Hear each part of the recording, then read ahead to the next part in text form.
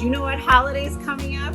I do. It's Valentine's Day, and this is the perfect time for planty gift giving.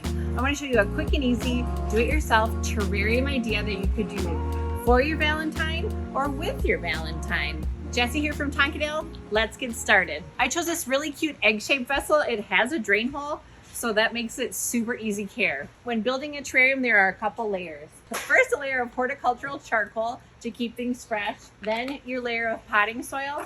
I like to top it off with either some decorative rocks or sheet moss for those finishing touches. I've done the charcoal and the soil in my little vessel, and I love to reuse broken pieces of terracotta to kind of dress things up and make it interesting.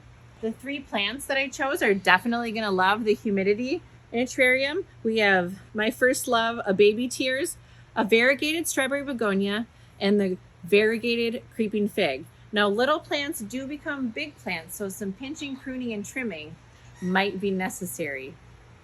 I'm just gonna pop them out of their pots and plant them in the terrarium, just in a triangle shape.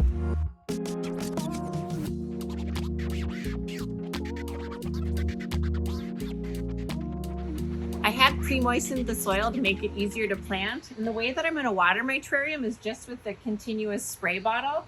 Just keeps the humidity high and the soil moisture level where we want it.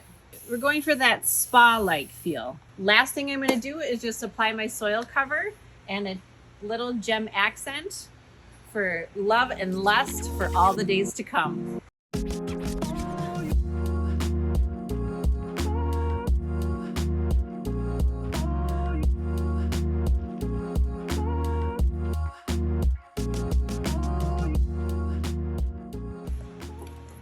So cute! I hope you and your Valentine have an amazing season of love. Celebrate with terrariums. Thanks for watching, and we'll see you at Tonkadale. Mwah!